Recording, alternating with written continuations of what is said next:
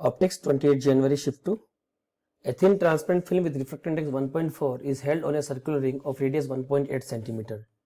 मान लो एक आपकी रिंग है like this, इसको रिंग मान लो, ठीक है। Thin transparent film with refractive index 1.4, इसका जो रिफ्रैक्टिव इंडेक्स है म्यू, उसकी वैल्यू आपको गिवन है 1.4। सर्कुलर रिंग, इसकी रेडियस गिवन है r, तो radius is given to r, that is given to 1.8 cm. The fluid in the film evaporates such that transmission through the film at wavelength 560 nanometer, lambda is 560 nanometer, goes to minimum after every 12 second, यानी हर 12 second बाद एक minima आ रहा है, ठीक है। Interference through film का सवाल है, वो भी ट्रांसमिशन की बात हो रही है, ये भी ध्यान रख लेना। Assuming that the film is flat on the two side, okay, जो मैंने डायग्राम में वैसे ही बनाया। रेट ऑफ इवेपोरेशन, हमें रेट ऑफ इवेपोरेशन कैलकुलेट करना है। अब सबसे पहले देखो हो क्या रहा है, देखो यहां से एक लाइट आई होगी, ये लाइट रेड से डेंस मीडियम में जा रही होगी, तो ये पार्ट यहां से रिफ्रैक्ट हो गया, ठीक है। अब यहां पे वापस देखो, कुछ लाइट बाहर निकल गई होगी और कुछ लाइट यहां से रिफ्लेक्ट हो गई होगी, लाइक दिस। अब यहां से देखो, फिर कुछ लाइट इधर चली गई होगी, कुछ लाइट रिफ्लेक्ट होकर इधर आ गई होगी, और यहां से लाइट गई होगी, रिफ्लेक्ट होकर बाहर निकल के आ गई होगी।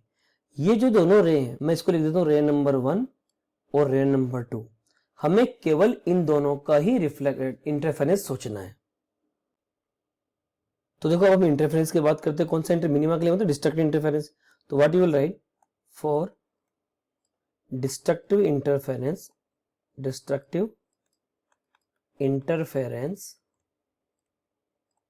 path difference delta x must be given by 2n minus 1 lambda by 2। अब देखो, हम लोग थिकनेस की बात कर लेते हैं। मान लो इसकी इनिशियल थिकनेस थी t, इवेपोरेट होगी, थिकनेस चेंज होगी, ठीक है।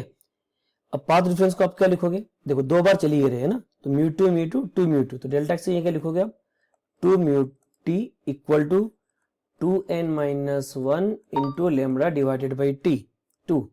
अब मैं टी की वैल्यू लिख रहा हूं, तो what I will write, t is given by 2n minus 1 lambda upon 2 to the 4 into mu। अब देखो, मैं पहले n equal to 1 के लिए थिकनेस निकालता हूं, t1 will be written as 2 minus 1 is 1 lambda upon 4 mu।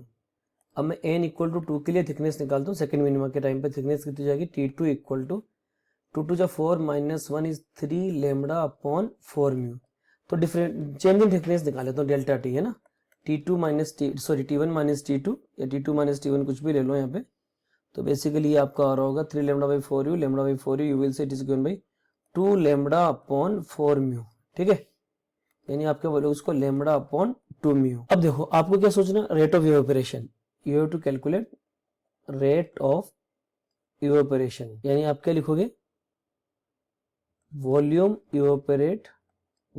Evaporation या evaporate upon time, ठीक है।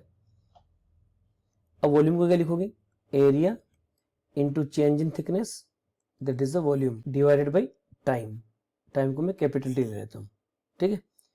अब एरिया तो आप क्या लिखोगे, pi R square, pi R square, delta T की जगह क्या लिखोगे आप, लेमडा अपॉन 2 म्यू, और टाइम आपको कितना गिवन है, 12 सेकेंड। पुट ऑल द, अब देखो यहाँ पे आंसर पे देखो आप, पाई इंटू 10 के पावर माइनस 13 है ना, तो पाई को तो एक तरफ रहने दो, है ना, उसको तो आप काउंट करो मत, क्योंकि पाई तो सेट करेंगे अपन। आर स्क्वायर की जगह आप क्या लिखोगे, 1.8 सेंटीमीटर, तो 1.8 into 10 raise to power minus 2 का होल स्क्वायर। लेमडा की जगह क्या लिखोगे आप, 560 नैनोमीटर, सो 560 इंटू 10 की power minus 9 upon 2 into mu. Mu की जगह क्या रखोगे आप, 1.4 इंटू 12। वापिस आगे सोल्व करो इसको, तो कितना हो गया, 1.8 इंटू 1.8 इंटू 560 इंटू 10 की पावर माइनस 4 और माइनस 9 कितना हो गया, 10 की पावर माइनस 13, वही हमें रिक्वायर है।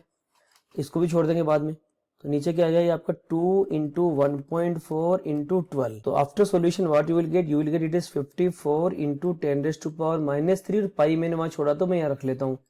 तो जो आप यहाँ पे फिल इन द ब्लैंक से जगह है, आप क्या लिखोगे, 54। तो right answer problem will be 54।